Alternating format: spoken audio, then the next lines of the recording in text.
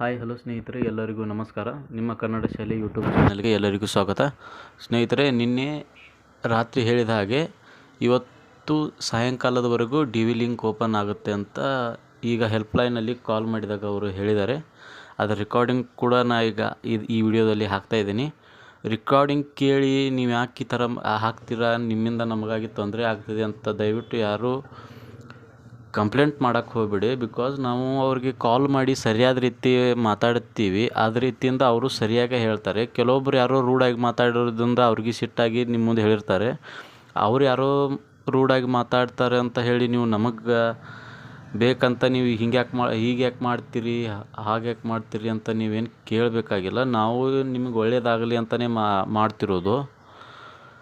ಕೆಲವೊಬ್ಬರಿಗೆ ಕಾಲ್ ಕನೆಕ್ಟು ಆಗ್ತಿರಂಗಿಲ್ಲ, ಕೆಲವ್ರಿಗೆ ಇನ್ಫಾರ್ಮೇಷನು ಸಿಗ್ತಾ ಇರಲ್ಲ. ನಮಗೆ ಬಂದು ಇನ್ಫಾರ್ಮೇಷನ್ನ ನಾವು ಶೇರ್ ಮಾಡ್ತಾ ಇದ್ದೀವಿ. ಅದು ತಪ್ಪಾದರೆ ಇವತ್ತೇ ಲಾಸ್ಟ್ ರೆಕಾರ್ಡಿಂಗ್ ಹಾಕ್ತೀನಿ.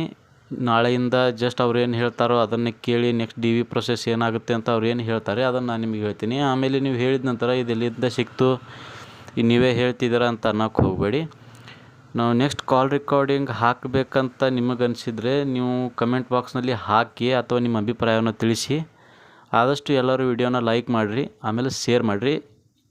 ರೆಕಾರ್ಡಿಂಗ್ ಹಾಕ್ತಿದ್ದೀನಿ. ಈಗ ನೆಕ್ಸ್ಟು ರೆಕಾರ್ಡಿಂಗ್ ಬರುತ್ತೆ, ಅದನ್ನು ಕೇಳಿ ನಿಮ್ಮ ಅಭಿಪ್ರಾಯ ಏನಂತ ಹೇಳಿ.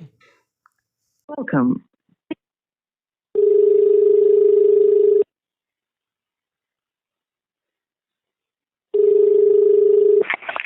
ಹಲೋ, ನಮಸ್ತೆ ಮೇಡಮ್. ನಮಸ್ತೆ ರೀ. ಮೇಡಮ್, ಇದು ಡಿ ವಿ ಲಿಂಕ್ ಕಂಪ್ಲೀಟ್ ಆಗುತ್ತಾ ಮೇಡಮ್? ಆಗುತ್ತೆ, ಸಂಜೆ ತನಕ ವೆಯ್ಟ್ ಮಾಡಿ, ಅನೌನ್ಸ್ ಮಾಡ್ತಾರೆ. Okay thank you.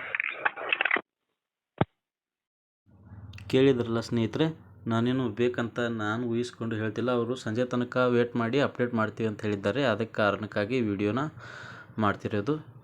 Thank you.